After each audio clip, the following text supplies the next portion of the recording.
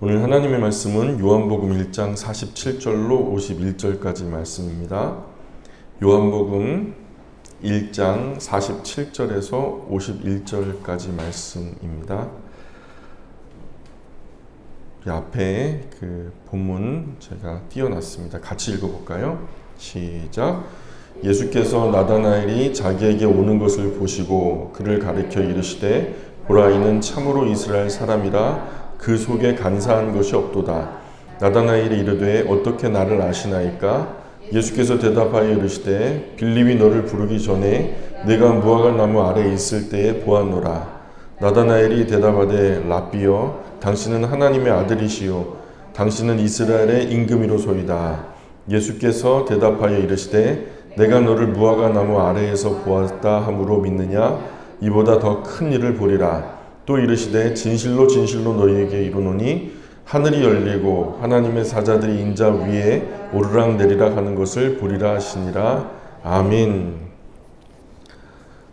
수요 특강이 유튜브에 업로드가 한동안 안 됐다고 제가 미처 확인을 하지 못해서 누군가의 제보를 받고 오늘 급하게 들어가 검색을 해보니까 작년 12월 달이 마지막으로 업로드되고 그 이후로는 수요 특강이 아직 올려져 있는 게 없어가지고 제가 참 강단에서는 여러 번 유튜브 검색하셔서 수요 특강 꼭 들어보시라고 말씀을 드렸는데 유튜브 검색에도 안 나왔겠더라고요. 그래서 너무 죄송한 마음에 오늘 급하게 우리 영광 방송반 이제 공지를 해가지고 이제 지난 거 전부 다 업로드 일괄하기로 했으니까요.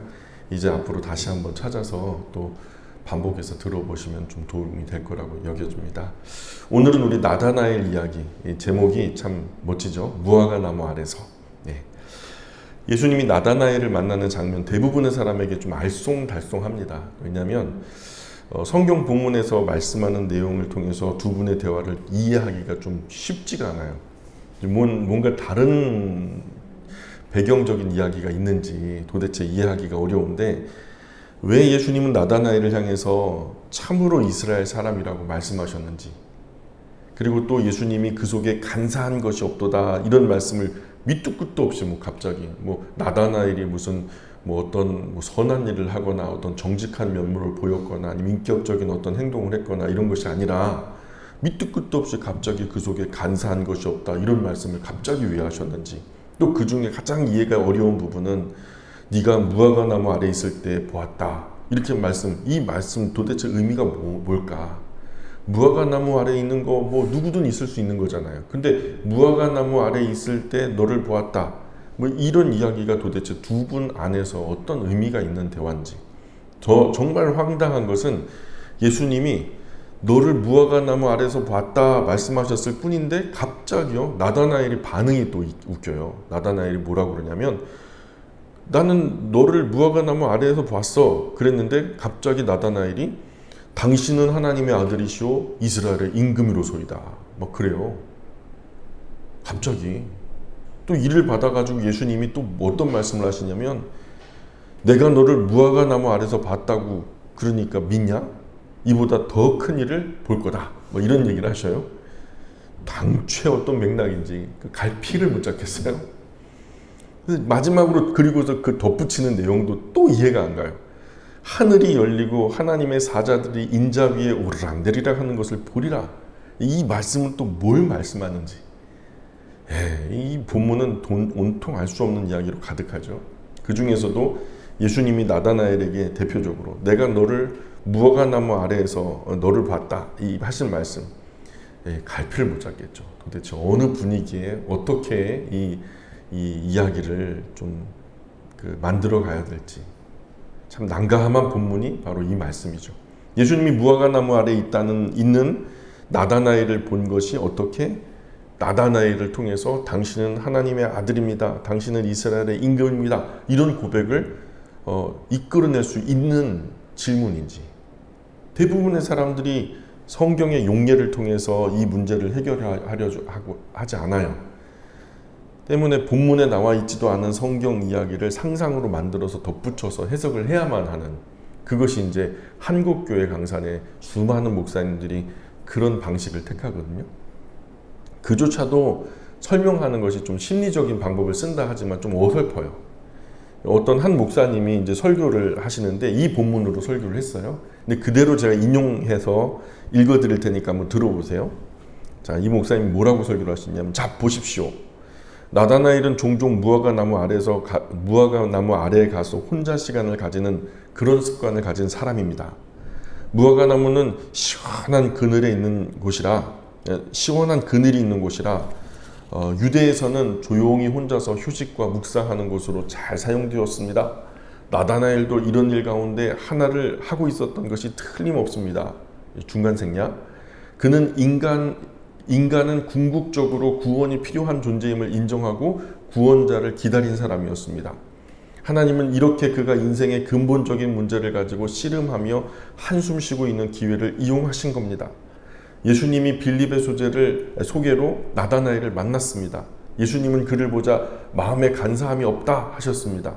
어떻게 나를 아십니까? 나다나엘이 물으니 네가 무화과 나무 아래 있을 때 보았노라 대답하셨습니다.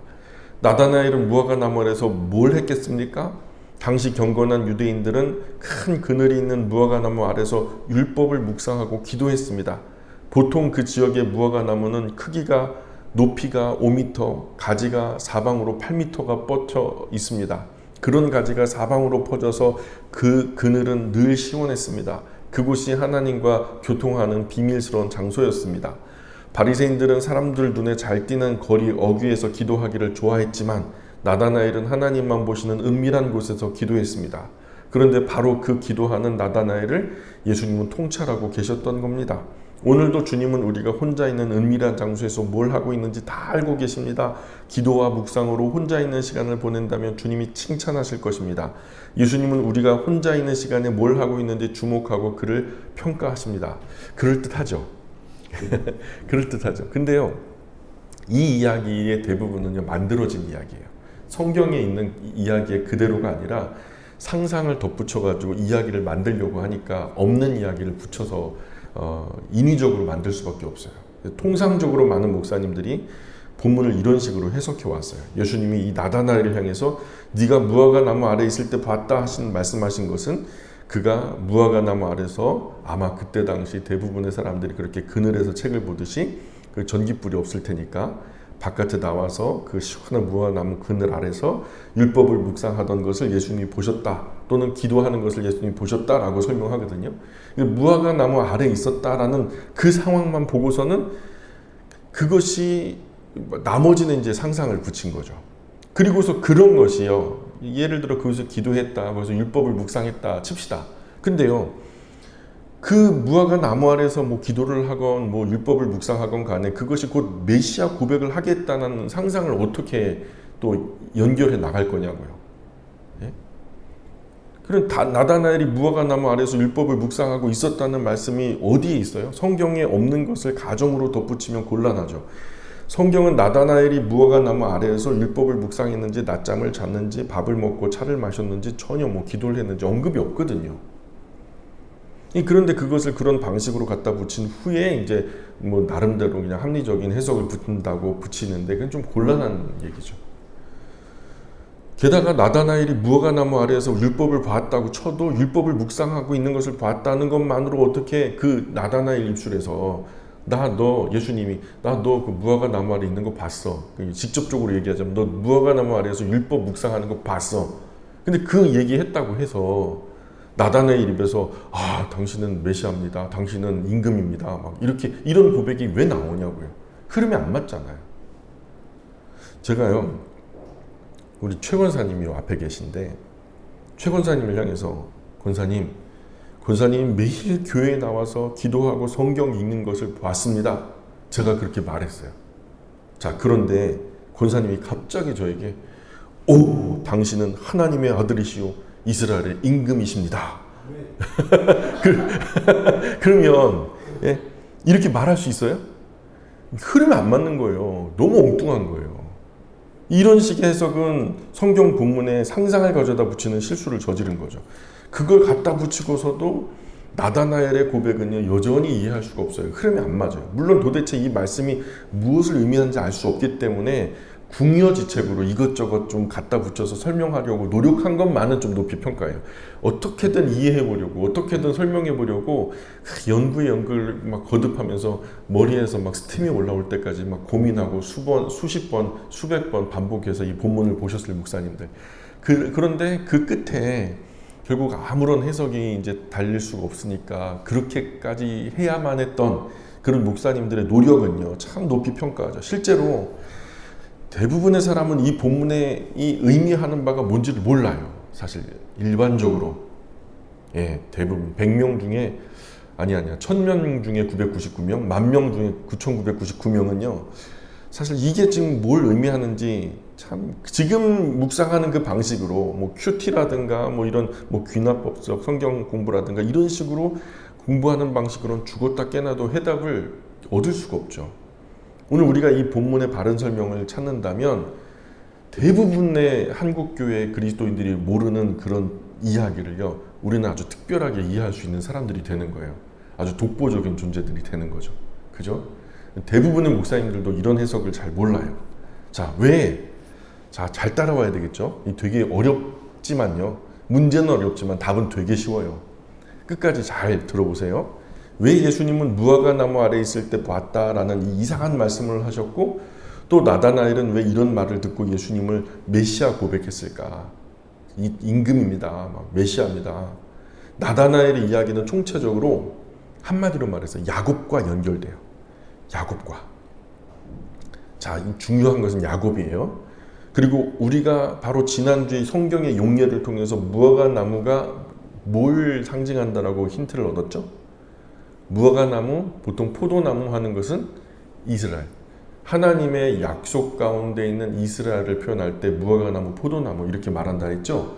하나님 말씀 잘 순종하고 그 언약 가운데 있는 사람들에게는 각기 무화과 나무 아래, 각기 포도나무 아래에서 자기의 음식을 먹을 거다. 이 어떤 평화의 때, 하나님의 인도와 보호, 하나님의 어떤 샬롬의 때를 말하는 거죠. 이 이스라엘을 상징하는 거예요. 이 본문의 힌트가 여기저기 많아요. 이것을 우리가 인지하고 있으면 먼저 우리가 야곱을 생각해 보자고요. 예수님이 나다나엘 만남 속에서 야곱을 보여주고 있는 것은요, 참 여러 군데에서 나타났는데 이런 부분은 성경의 용례를 살피지 않는 사람에게는 전혀 보이지 않는 이야기예요. 그러나 각각 구절들이 성경의 어느 부분에서 온 것인지 그 성경 안에서의 용례를 살피려는 심정을 가지고 보면 의외로 정말 쉽게 풀리는 본문이 바로 이 말씀이라고요. 첫 번째로 예수님께서 처음 나다나엘을 보셨을 때 그를 참 이스라엘 사람이다. 여기서 참 이스라엘이라는 것에 집중하셔야 돼요. 참 이스라엘. 그 속에 간사한 것이 없다. 자, 이렇게 말씀한 것은 직접적으로 야곱을 가리키는 표현이에요. 우리는 잘 알아요. 이스라엘이라는 이름은요, 야곱이 야복강 나루터에서 하나님께 받은 이름이죠. 밤새 씨름하다가 나에게 축복해달라고 그냥 막 쪼르고 끝까지 안 놔주니까 네 이름이 뭐냐? 나 야곱이네. 야곱이 뭐냐? 이스라엘이라 해라. 그랬단 말이에요. 자, 원래의 이름은 야곱이었고요. 이후에 바뀌어진 이름이 이스라엘이잖아요. 근데 원래 야곱의 본 이름의 뜻은요, 뒤꿈치를 잡은 자, 속이는 자, 또 다른 의미로 간사한 자라는 뜻이에요. 원래 야곱의 이름은 간사한 사람이에요. 그런데 후에 야복강 나루터 씨름 사건으로 새롭게 되어서 그는 이스라엘이 된 거잖아요. 그래서 야곱에게는 두 모습이 있어요. 야복강이라고 하는 기점을 중심으로 그 전에 야곱의 모습과 그 후에 야곱의 모습. 그래서 그 기준이 되어지는 그 야복강은요, 이전에는 옛 야곱, 그리고 그 이후에는 새 이스라엘. 무슨 말인지 이해 가세요? 예.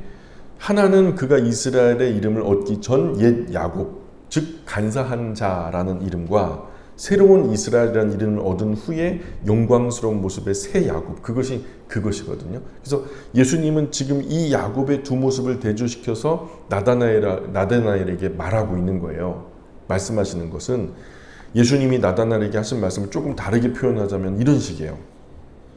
너는 진짜 새로운 이스라엘이구나. 옛 야곱, 즉 간사한 자가 아니구나. 이런 얘기예요.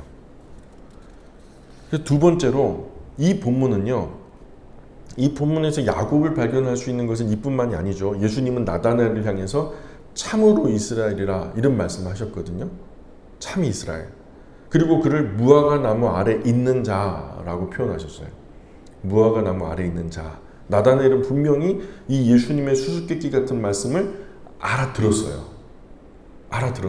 그래서 나다나엘은 예수님을 메시아로 고백합니다. 그랬더니 예수님은 이보다 더 큰 일을 보게 될 것이다, 이런 말씀을 하세요. 이보다 더 큰 일은 뭘까요? 예수님은 이보다 더 큰 일을 이렇게 설명하셨어요. 뭐라고 설명하시냐면 본문으로 돌아가 보세요. 하늘이 열리고 천사들이 인자 위에 오르락 내리락 하는 것을 볼 것이다, 이렇게 말씀하셨거든요.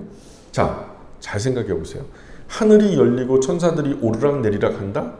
어디서 많이 듣던 얘기인데 어디서 들었죠? 야곱이 잠 깨어 일어나는 그 꿈에서 본 게, 하늘의 문이 열리고 사닥다리가 하늘까지 닿아 있고 그 사닥다리를 통해서 천사들이 이 땅과 하나님 보좌 앞을 오르락내리락 하는 그 환상을 봤죠. 자, 야곱의 이런 모티브, 야곱의 모티브를 그대로 차용해온 장면인 거예요. 구약 창세기에서 야곱이 베델에서 잠들었을 때 장면을 오늘 요한복음이 인용해온 거죠. 그 본문 우리가 한번 읽어볼까요? 창세기 28장 11절 12절인데요. 읽어보겠습니다. 시작. 한 곳에 이르러는 해가 진지라 거기서 유숙하려고 그곳에 한 돌을 가져다가 베개로 삼고 거기 누워 자더니 꿈에 본즉 사다리가 땅 위에 서 있는데 그 꼭대기가 하늘에 닿았고 또 본즉 하나님의 사자들이 그 위에서 오르락 내리락 하고. 아멘. 자, 우리가 지금 요즘에는 사닥다리라는 말 잘 안 쓰죠. 사다리 자꾸 헷갈리는데 성경에서는 사닥다리라고 표현하는데요. 예수님은요, 지금 예수님의 이 표현은 명백하게 야곱으로부터 가지고 온 거예요. 자, 야곱은 하늘과 땅을 잇는 한 사닥다리를 보게 했죠. 하나님이 보여주신 것은 하나님의 보좌와 이 땅을 자기가 누워 자고 있는 이 베델이라는 지역에 그곳에 눈을 열어서 한 사닥다리를 보게 한, 그것이 이제 하늘과 땅을 잇는 가교 역할을 했죠. 그리고 예수님은 지금 요한복음에서 나다나엘에게 이 사닥다리에 관하여 말씀하고 계세요. 두 분은 확실하게 같은 것을 지금 말씀하고 있는 거예요. 그런데 예수님은 나다나엘에게 너는 이것보다 더 큰 것을 볼 거야, 이런 말씀하셔요. 뭐가 더 크다는 걸까요? 더 큰 게 뭘까요? 예? 야곱이 본 것은 한 사닥다리가 하늘과 땅을 연결하는 장면이었죠. 그 사닥다리를 통해서 천사들이 하늘과 땅을 오르락내리락 하는 장면이었던 거예요. 근데 야곱이 본 것은 이 땅과 하늘을 잇는 사닥다리였죠. 근데 요한복음의 본문으로 돌아와서 보시면 요한복음에 나타난 예수님, 우리 예수님의 말씀은 이 사닥다리가 다른 단어로 대치되어 있는 것을 보게 될 거예요. 자, 1장 51절에 나오는 내용이에요. 1장 51절 시작. 또 이르시되 진실로 진실로 너에게 이르노니 하늘이 열리고 하나님의 사자들이 인자 위에 오르락 내리락 하는 것을 보리라 하시니라. 아멘. 자, 사닥다리가 뭘로 바뀌었죠? 아니, 그 사자들이 왔다 갔다 오르락 내리락 하는 거고, 누구 위에? 인자죠. 사닥다리가 뭘로 바뀐 거예요? 인자가 누구예요? 예수님, 그죠? 즉 예수님은 지금 나다나엘에게 너는 야곱이 봤던 것보다 더 큰 걸 볼 거야. 야곱은 하늘과 땅을 연결하는 한 사닥다리가 무언지 몰랐어. 그래 일평생 방황해가지고 결국에는 뭐 어떻게 됐는지 모르지만, 그러나 너는 그것이 인자라는 것을 알게 될 거야. 그리고 그 인자를 통해서 하늘과 땅이 직접 연결된다는 것을 이제 알게 될 거다. 이런 놀라운 말씀을 지금 예수님이 나다나엘에게 하고 계신 거예요. 이런 점들을 통해서 살펴볼 때 예수님은 나다나엘에게 야곱과 관련된 메시지를 전하고 계신 것이 분명한 거예요. 그리고 여기에서 예수님께서 말씀하시려는 내용 역시 정말 분명해요. 첫 번째는 나다나엘을 이스라엘의 옛 이름인 야곱이 아니라 참 이스라엘로 부르신다는 거예요. 참 이스라엘로. 그죠? 그리고 두 번째, 참 이스라엘, 즉 새 야곱인 나다나엘은요, 야곱이 본 것보다 더 큰 것을 볼 것이다. 옛 야곱은 하늘과 땅을 잇는 한 사닥다리만 봤지만 이 나다나엘은 참 사닥다리이신 예수님 메시아 예수 그리스도를 자기 눈앞에서 직접 목격하게 되거든요. 그 하나님과 사람을 잇는 하나님의 아들 하나님. 나다나엘의 이야기는요 바로 이 내용을 담고 있어요. 즉 나다나엘과 예수님 이야기는 옛 야곱을 대체한 참 이스라엘에 관한 이야기인 거예요. 그러므로 이 본문이 야곱과 이스라엘에 관한 말씀이라는 것을 정확하게 이해하기만 한다면 이제 우리는 여기에서 예수님이 왜 나다나엘을 무화과나무 아래서 봤다 말씀하셨는지 덧붙여 이해할 수가 있게 돼요. 자, 여기까지 따라오셨죠? 어렵지 않았죠? 그 다음으로 건너가 볼게요. 자, 우리는 바로 지난 강의 때에 무화과나무는 하나님의 언약 백성을 상징한다는 걸 배웠죠. 구약 성경에 능통한 이스라엘 사람은 누구나 무화과나무, 곧 선택받은 이스라엘, 이를 나타낸다는 것을 너무 쉽게 알아요. 구약에서 무화과나무 또는 포도나무는 이스라엘이고요. 이스라엘 사람들이 각기 자기 무화과나무 아래 거한다라는 정서는요. 하나님 안에서 그 율법에 순종함으로 하나님 말씀에 순종함으로 큰 평화, 큰 안식을 얻는다. 하나님의 은혜와 보호 아래 그들이 큰 평화를 얻는다. 이런 정서적인 표현을 한다는 것은 이미 살폈어요. 우리가 지난 시간에. 그거 한번 대표적인 구절인데 한번 볼까요? 열왕기상 4장 25절인데요. 같이 읽어봅니다. 시작. 솔로몬이 사는 동안에 유다와 이스라엘이 단에서부터 브엘세바에 이르기까지 각기 포도나무 아래와 무화과나무 아래에서 평안히 살았더라. 평안히 살았다. 이게 평화롭게 살았다라고 직역하자면 그래요. 샬롬 그예요. 하나님이 주시는 샬롬. 이거는 이스라엘이 힘이 세가지고 강대국이 되어서 얻는 샬롬이 아니에요. 이건 뭐 다윗처럼 뭐 용맹한 용사들이 많아가지고 어떤 전투력이 되게 많아갖고 핵폭탄을 갖고 있어서 전쟁 억지력 가지고 얻게 되어지는 그런 샬롬이 아니라고. 이거는 하나님이 주시는 샬롬이에요. 그러므로 예수님께서 나다나엘을 향해서 너는 참 이스라엘이다 말씀하신 것과 너는 무화과나무 아래에 앉은 사람이다 라는 말은 동의어예요. 같은 의미예요. 예수님이 나다나엘에게 하신 말씀은 결국 이런 뜻이죠. 너는 참 이스라엘이야. 너는 간사한 야곱이 아니야. 참 이스라엘이다. 그래서 지금 네가 하나님의 인도와 보호로 인한 그 안식과 평안을 상징하는 무화과나무 아래 있는 너는 참 행복한 사람이다. 얼마나 나다나엘이 목마르게 메시아를 고대하고 간절히 기대했으면. 예수님이 나다나엘에게 이렇게 말씀하신 것은 그가 참 하나님 백성으로 하나님을 너무너무 사모하는 사람이었기 때문에. 아브라함도요, 그 전승에 의하면 도대체 이 온 우주 만물을 지으신 분은 누구십니까? 라고 간절히 찾고 또 찾았대요. 그리고 어느 날 하나님이 자신을 계시해 주셔서 아브라함에게 자신을 나타내 보여주셨다는 거예요.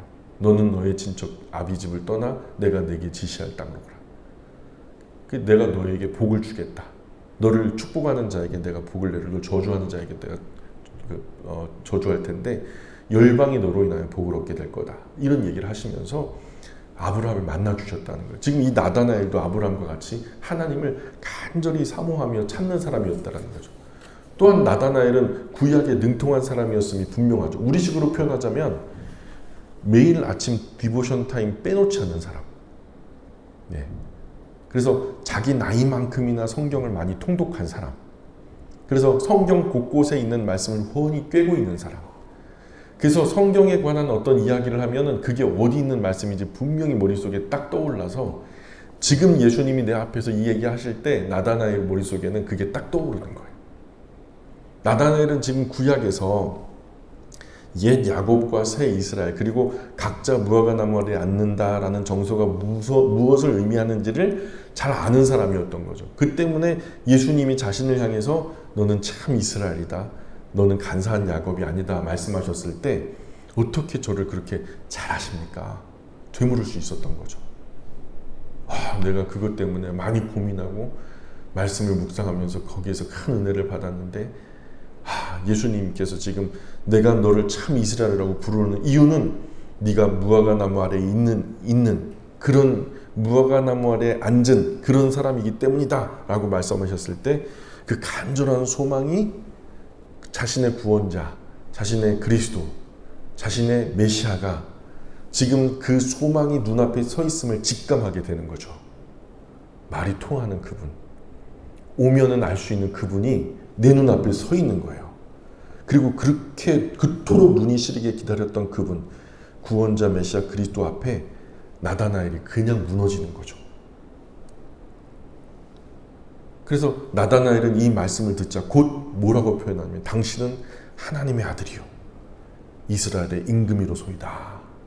고두절미하고 바로 그냥 깊은 장침이 아픈 통증이 가장 심한 그 핵심부를 탁 찌를 때 그 모든 고통은 사라지고 오히려 시원하게 되면서 그 모든 질병이 사라져버리는, 예수님께서 지금 나다나엘에게는 장침을 쏘시는 거예요.